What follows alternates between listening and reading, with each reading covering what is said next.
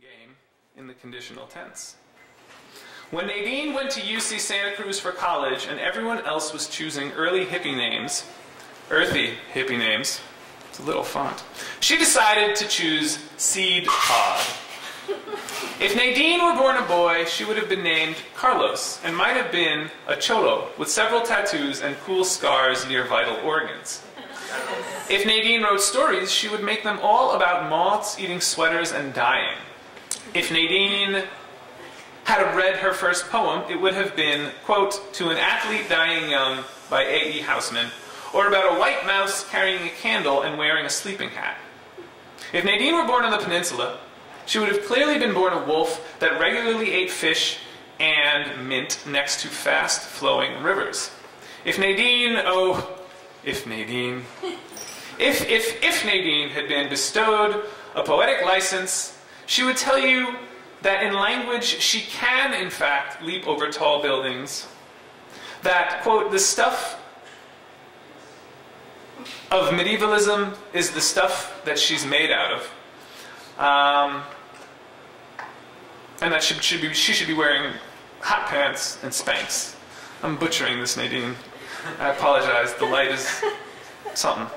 And if she knew what a wolverine was when a wolverine was a wolverine.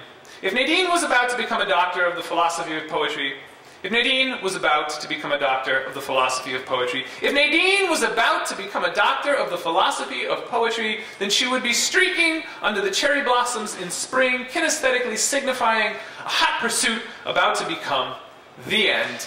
Please welcome our first feature in 2012 to the Breadline microphone, Miss Nadine Maestas.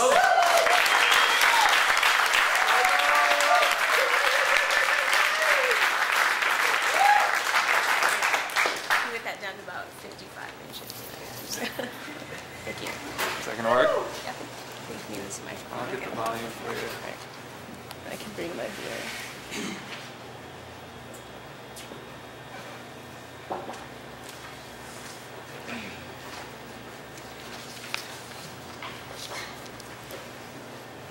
Are you still getting the volume or? No, go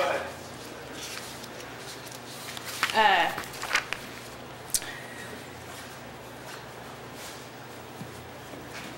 Thank you to everybody for braving the snow, right? That light is really bright. All right, here's a poem about some snow for you guys. This poem is called An Emperor Laying an Empire of Stars. I feel so firefly in the snow out of place here. Life will do me no good, piled up high on the edge of the big city narrow streets. I get so Hansel and Gretel hungry, so blue in the mouth. So much feedback. I get so Hansel and Gretel hungry, so blue in the mouth, so run to the city eager, but realize I'm so big in the mouth sentimental, leaving crumbs and following home into the I'm so bursting fire spot sun, hanging above the all blue in the mouth ocean bitter.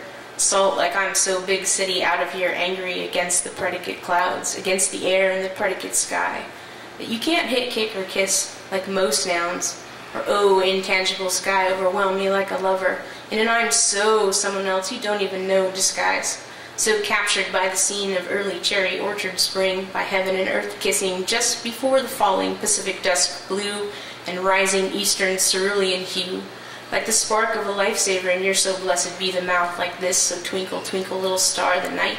Its shadow from the tree is cast across the land like this, craggy hand in need. I get so hallowed be thy name at times like this, wondering how Vincent would go mad at this, and how all of this might be twisted up involuntarily into a realm of color shocking someone's certain world. A vista so like the influence of torn apart that I heart the night, heart despair, heart to hunt, and I get all who is there for me out there, and it was all calm the night, the perfect weight, to be wearing all the secret night can tell, and I'm all tender like the organ meat, and you must have been like this in space, so like the breeze of nothing certain cool from the sun distant from earth perspective, a kind of wolf in grandma's bed hungry to make a scene like this alive with fret, but Vincent, he was different with his heart, twinkle, twinkle here and there, upon the tender organ meat, The wind will take it all a breath and blow across the rest of earth. But look at motion on his plate, his sight a tortured state, a place where color lives frenetic, like life, a city in haste.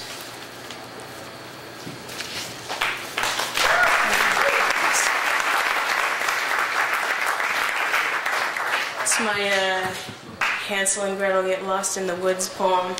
I got lost in the Midwest, actually, in Michigan. It was hard to get out, but I made it back to the West, and I was very happy about that. So, but this is another poem I wrote there. This is Sestina that I wrote for my friend Chris Hebert, who finally, so he says finally, I think, whatever is happening, you have your first novel coming out. It's called The Boiling Season. Sounds really heady and political, but I'm going to read it anyways. Those of you who know me know how I feel about sentences in novels. Oppressed. If you've ever read, or if you read McSweeney's, this is from, oh God, it might have been the second issue. There's something in there called, it was like about some moths wrestling or something. I was really interested in funny moth tropes because it's like the poet's death trope, right? Like, we all have to write at least one poem about a moth. It has to fly to the light and die. It has to be monumentous or terribly cheesy, right? So, this is one of like probably 30 moth poems, right? That fly haven toward lighting. And, right, it's a sestina, even worse. Ho there, be a narrativity in the grass there, Chris. A situation so telling told to find yourself an errant of amoeba man versus the really tiny moth. Be what? A flypaper sunset at hanging, and breeze if there is rustling in. Then turn to the fearing into 5 beats per nanometer there. Are places made of such and such hanged? Muscleness, yet in order to pound the really tiny moth, one requires a blacksmith to be of elegance and dexterity. New world pine, that there should be ways in which we are taught about history, the really tiny moth, and how he goes there to be there, away from pine and cedar, that he too could confess to the order of hung from one's heels like a sunset hanging, and how it is not possible or proper to speak of details where still 2 ways at least exist in subspace in Stonehenge, and there he went, and in their open-ended conversation, the really tiny moth was more a resembler of a really tiny moth than expect the situation to get bigger hanging momentum, where peaches, they're there, sold out of port, a community blackhead, and they want in. Only decimeters, they say they wane to be the details, and convince each one of us too, that there is yet a kind of light for the really tiny moth, for sitting and not getting singed, or inside out, or having to be hanging dead, burnt, in the still concerns of the moment. We are wondering if to be there, a small pet, party trick, and often in glass bowl, or even the transistor active and stereo tiny moth, their only temperament to beat hanging up. Okay.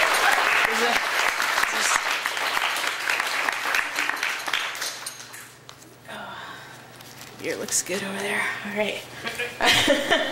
This is the best reading series ever. Yes. So that's a strange. It just gets better and better. Right. Tomorrow it will be done. Okay. This is a poem that apparently I'm going to read everywhere I read upon request. Right. It's called Ahab Mayhem. Yeah. And I'm going to tell you just real quick, it took me a really, really, really, really long time to read Moby Dick. And I was like, I'm going to just go and write a poem about it. And it was like, an Ahab Mayhem it will be. With whale fat spilling all over the deck. What makes him so American mad, so cerulean, cruel, so human, so like the jaws of wolves on fat, lust for the hunt on a quest like hate. Also, like ambition, so American emperor, nailing a gold doubloon on deck, so man of his own ship, hanging the heads of 2 whales, dripping sperm. The smell of whale fat identifiable to even the so-like a virgin green beginner. Ish, you make the rope seamen use for hoisting and meet the queerest creatures of the sea. In him, he gets so vapid vision quest gain after gain, so supine brain dead, so interior mad, so exterior faraway look in his eyes. Then to the lookout says he, I see him, yet ivory Ahab leg digging in the deck, a divot of his very own, a mark that fits his alabaster leg, fashioned from bone of whale.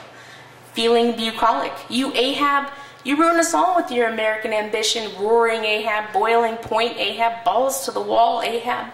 The importance of sperm, inconsequential, as if the magic white flukes of any white whale would do as well, of any dominant nacreous hue, such as the new moon and such as elements for lighting lamps and making hairbrushes.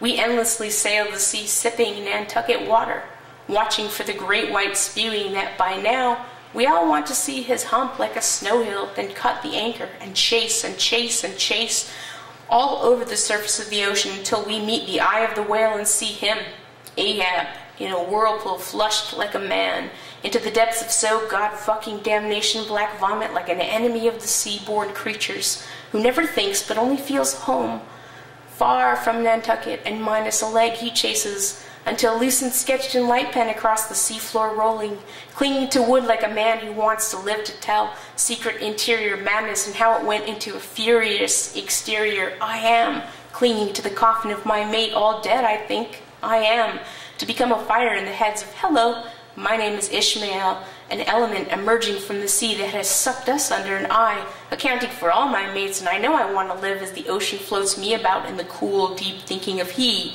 previously fishing men out of creamy pools and shark jaws, careful of his own 3 limbs, all alabaster fashion too, mad too, tethered hearts and hands and stars leading up to it.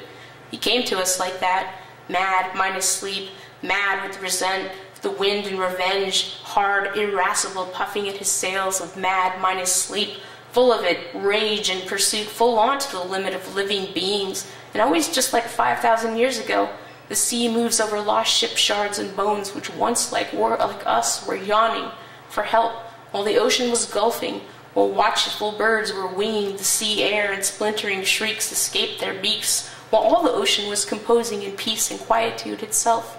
Oh, lonely life on lonely death, my American mood for hate's sake.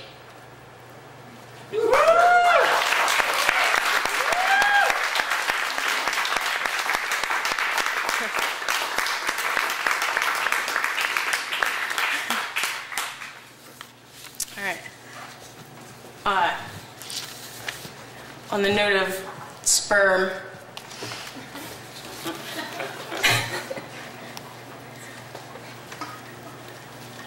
I first became interested in the homunculus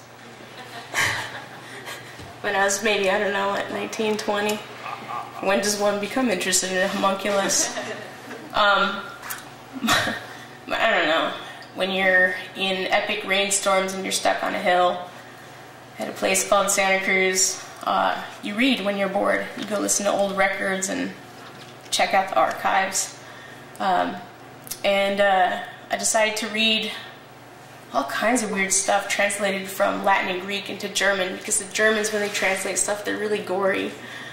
They keep all the gory, bloody details in the best possible ways, but one of the things I learned about was Germans really love homunculi, and I just kept coming in contact with the homunculi, the more romanticism and studying romanticism, and particularly High German romanticism. At some point I came across this story of Paracelsus, who first spawned the homunculus, right? And apparently this is how he did it, right? Okay, Paracelsus's homunculus, which is supposedly like the first origin, or the originary story of the homunculus. Why there's one, I don't know, but it seems like a homunculus should just come out of nowhere and be eternal. Okay, so Paracelsus's homunculus. It was said that Paracelsus battered his own penis over and over and over and over again. Chronic autoeroticism went so far as to cause him blindness, arthritis, kidney failure, and even the loss of his own blood.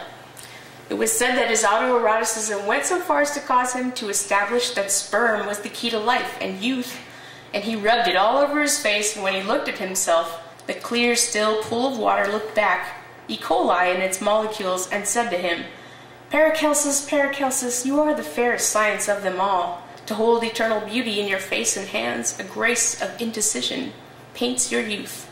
And Paracelsus understood it to mean that sperm was the key to life, and that man could create man. So he ejaculated into a seed pod, yes, I know the irony, wrapped it tightly in cheesecloth and stuffed it into a large pile of dung. For 30 days he waited, and waited, and waited, and waited, and on the 31st he went to the pile of dung, larger now, and he dug out the seed pod, the same hands that battered his penis, unwrapped the seed pod and opened it. Inside lay a tiny man who drank only blood, and from then on Paracelsus ran around obtaining blood, for his tiny man became so hungry, it was said, that the tiny man drained Paracelsus of his, and then ran off into the forests of Germany, and that was the key to life.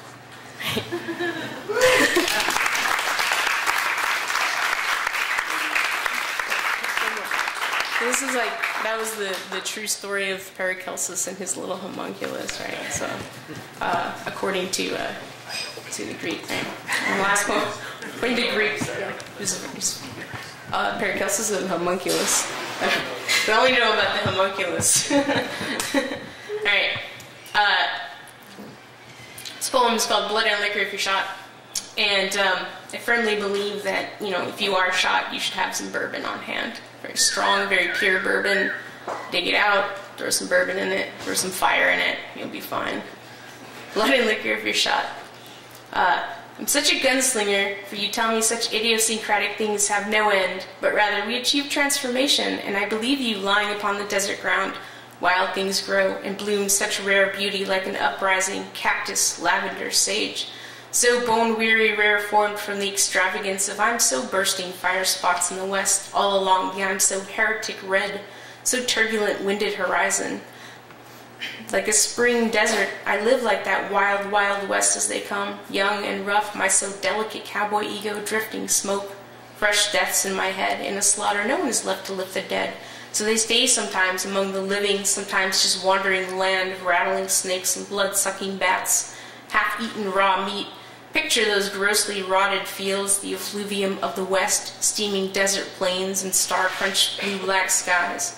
All night by the fire cockfighting like I'm a lover and a knife and boot fighter, all bacon on horseback ready and beans filling a sack, leaving the sun at my back. The Paleolithic desert light, my murderous hero, with a leathering face, all hawkish squint and furrowed brows.